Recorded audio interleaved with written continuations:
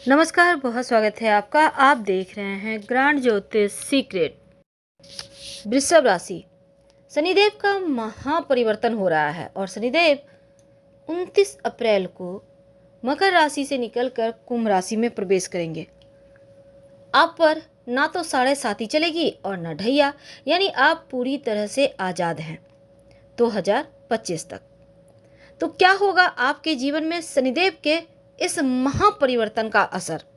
क्योंकि वृषभ राशि के भाग्य को सीधे तौर पर शनिदेव ही नियंत्रित करते हैं। यानी वृषभ राशि कितना कमाएंगे, कितना खाएंगे, क्या वो अपना मकान होगा, नहीं होगा, तमाम चीज़ें शनिदेव कंट्रोल करते हैं। और कुछ भी आपको किस्मत से जो मिलना है वो बिना शनिदेव के आशीर्वाद का मिल ही नहीं सकता। अब आप समझ सकते हैं, अगर आपकी राशि वृषभ है तो शनिदेव कितने इंपॉर्टेंट है। क्योंकि शनिदेव अगर अनुकूल ना हो कुंडली में तो जीवन का कोई भी पक्ष अच्छा नहीं होता। आपका पैसा भी आपको पास नहीं होता, आपका करियर नहीं चलता, वैवाहिक जीवन में टेंशन होती है, संतान की मुश्किलें, हर चीज रुक सी जाती है। यानी शनि के बिना कोई भी वृषभ राशि का व्यक्ति आर्थिक रूप से संपन्न हो ही नहीं सकता। तो ये तो थी कि शनिदेव कितने इंपॉर्टेंट है, लेकिन जब उनका महापरिवर्तन होगा तब क्या होगा आपके जीवन में बड़ा बदलाव। तो वृषभ वालों, शनिदेव जो हैं वो 2022 में जब राशि परिवर्तन करेंगे तो वैसे तो हर 2.5 साल में वो अपनी राशि बदलते हैं। और ज्योतिष में राशि चक्र की जो 12 राशियां हैं ना, उनमें भ्रमण करने में शनिदेव को 30 साल लगता है। यानी एक राशि में वो 2.5 साल रहते हैं और 12 राशि में घूमते हुए 30 साल का सफ़र उनको तय करना होता है। तो 30 साल के बाद ये समय आया है जब वो अपने दूसरे घर, यानी कि ये पक्का घर है कुंभ राशि, एक घर होता है उनका मकर राशि, दूसरा कुंभ राशि, यानी 2 राशि के स्वामी हैं। अब 29 अप्रैल की सुबह 7:52 पर जो शनिदेव हैं मकर राशि से निकलकर कुंभ राशि में प्रवेश करेंगे और 30 साल के बाद अपनी कुंभ राशि में प्रवेश करने जा रहे हैं शनिदेव। और कुंभ में प्रवेश करते ही याद रखिए, कुंभ में जब वो आ जाएंगे तब इस बार इतने विलक्षण संयोग बने हुए हैं कि सस नामक महापुरुष राजयोग का फल भी आपको क्विक मिलेंगे। तो मकर से कुंभ में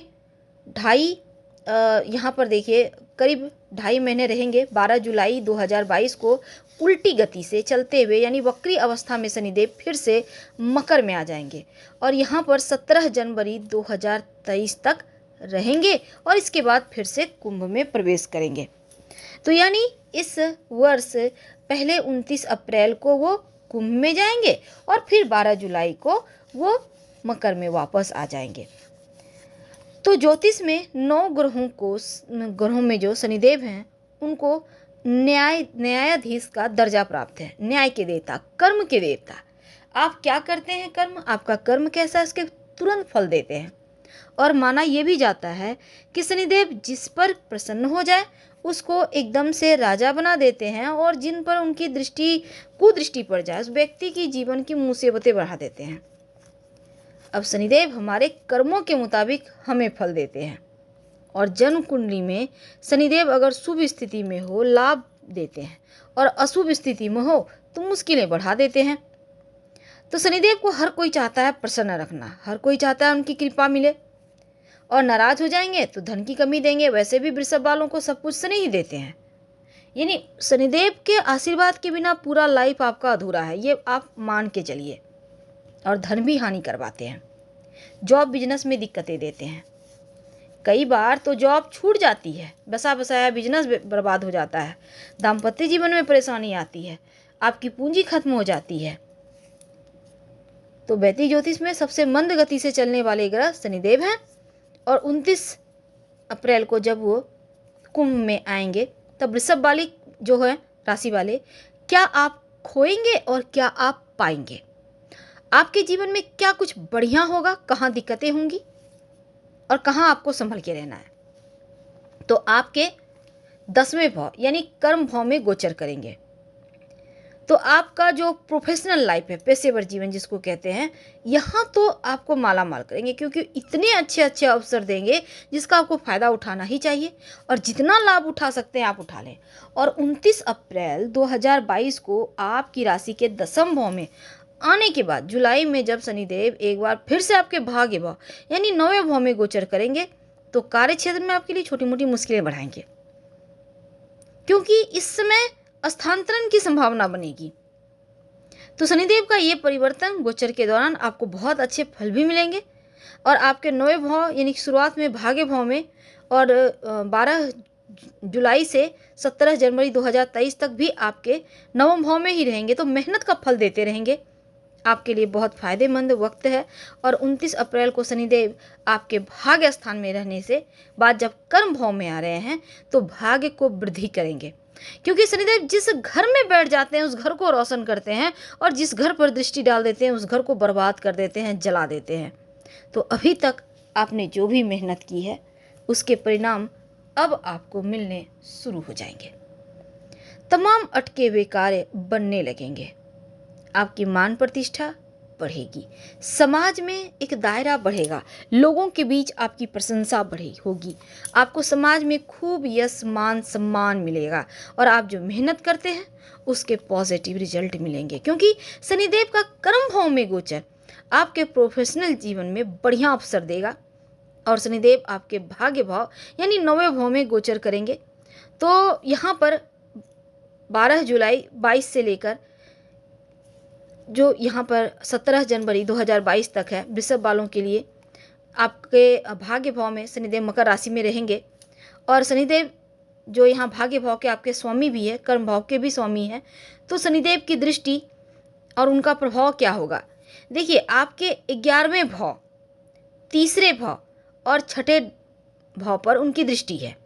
तो 11वां भाव इनकम और लाभ का स्थान है, तीसरा भाव पराक्रम का स्थान है और छोटे भाई बहनों का स्थान है, सामाजिक प्रभाव का स्थान है, और जो छठा भाव है रोग चोट ऋण शत्रु का स्थान है। तो क्या होगा, देखिए, रोग व्याधि पीड़ा का स्थान है छठा भाव। अब 29 अप्रैल 2022 से 12 जुलाई 2022 के बीच जब शनिदेव आपके 10वें भाव में गोचर करेंगे, तो इस दौरान शनिदेव की जो दृष्टि है उनका प्रभाव है आपके चौथे भाव, 7वें भाव, चौथा भाव जो माँ का सुख संपत्ति का भाव है और 7वां भाव जो मैरिड लाइफ जीवन साथी पार्टनरशिप का भाव है। तो शनिदेव की दृष्टि इन भावों को भी प्रभावित करेगी, तो कार्य क्षेत्र में आपके लिए छोटी मोटी परेशानियां लाएगी। खासकर आपका ट्रांसफ़र होना, स्थानांतरण होने के यहाँ पर योग बनेंगे। इस पीरियड में सुख सुविधाओं पर खर्चे होंगे, लेकिन जीवन साथी से के साथ आपको किसी थोड़ी बहुत ऐसे वैसे बातों से परहेज करना होगा जिससे कि संबंधों में गड़बड़ ना हो जाए। और इसमें ये भी आपको समझना होगा कि थोड़ा सा लाभ में कमी आएगा, थोड़ा इंतज़ार करना होगा, तो संयम रखें। हाँ, शनिदेव को मजबूत जरूर कीजिएगा। क्या करेंगे, आप मध्यमा उंगली में या तो चांदी का छल्ला पहने, जो आपके लिए सबसे बेस्ट है। याद रखिए, चांदी का छल्ला मध्यमा उंगली में, दोनों उंगली हाथों में पहन सकते हैं, या फिर आप लोहे का भी छल्ला पहन सकते हैं। और जो आप शनिदेव को प्रसन्न करने के लिए, जैसे कि गरीब व्यक्ति हैं, खाने पीने की वस्तु दान करें, जो बीमार हैं उनका आप कुछ दवाई वगैरह में आप हेल्प कर सकते हैं, ये भी चीज़ें आपके लिए बढ़िया रहेगी। तो ये चीज़ें आप कर सकते हैं।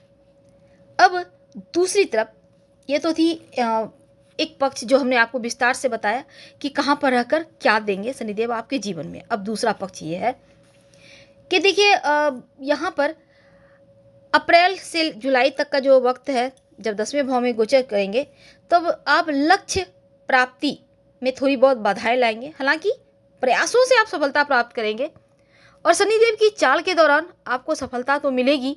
जॉब करते हैं तो थोड़ा सा असुरक्षित महसूस करेंगे।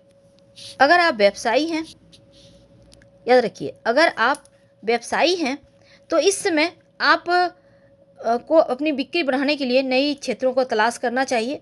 गृहस्थ जीवन में संबंधों को लेकर थोड़ा सा संघर्ष तो है, लेकिन इस दौरान आपके परिवार के किसी व्यक्ति के स्वास्थ्य का थोड़ा सा चिंता आपको रहेगा।